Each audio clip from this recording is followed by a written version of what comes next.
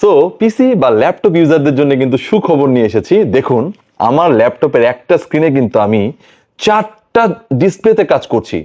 যারা এতদিন পর্যন্ত চাচ্ছিলেন মাল্টিটাস্কিং কাজ করার জন্য, চাচ্ছিলেন মাল্টি স্ক্রিন নিয়ে কাজ করার জন্য, তারা কিন্তু এখন থেকে একটা স্ক্রিনেই 4টা ট্যাবে কাজ করতে পারবেন। যেমন আপনি দেখতে পাচ্ছেন আমার ওয়েবসাইটে আছে, ফেসবুক আইডি আছে, কিংবা আপনি ইউটিউব এবং ইনস্টাগ্রাম। সো কিভাবে এই সেটিংসটা করবেন সেটা আজকে দেখিয়ে দিচ্ছি। এই ভিডিওটা কিন্তু শেয়ার দিয়ে রাখবেন, এবং এটা কিন্তু ল্যাপটপ কিংবা পিসি ইউজারদের জন্য খুবই গুরুত্বপূর্ণ একটি ভিডিও।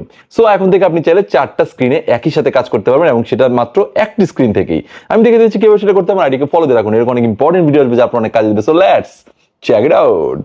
প্রথমে চলে যাবেন আপনি google.com-এ, আপনার গুগল ক্রোম ব্রাউজার থেকে google.com-এ গিয়ে লিখবেন ট্যাব রিসাইজ। ট্যাব রিসাইজ লেখার পর প্রথম যে লিঙ্কটা আসবে সেটাতে ক্লিক করবেন। ক্লিক করার পরে দেখুন এখানে অপশন আসবে add to Chrome. Add to ক্রোমে আপনি ক্লিক করে দিবেন। ব্যাস, আপনার এখানে কিন্তু অ্যাড এক্সটেনশন অপশন আসবে, সেটাতে ক্লিক করে দিবেন। আপনার কাজ কিন্তু শেষ। এখন আপনি যেটা করবেন, টার্ন অন সিঙ্ক এটাতে ক্লিক করে দিবেন। ব্যাস, আর কিছু করতে হবে? নতুন ট্যাবে গিয়ে উপরে এক্সটেনশনে ক্লিক করবেন। ক্লিক করার পরে নিচে দেখুন ট্যাব রিসাইজ আছে, সেটাতে ক্লিক করবেন। ক্লিক করার পরে আই আন্ডারস্ট্যান্ড ক্লিক করে দিবেন।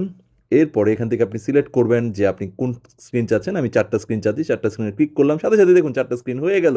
ব্যবহার করুন এবং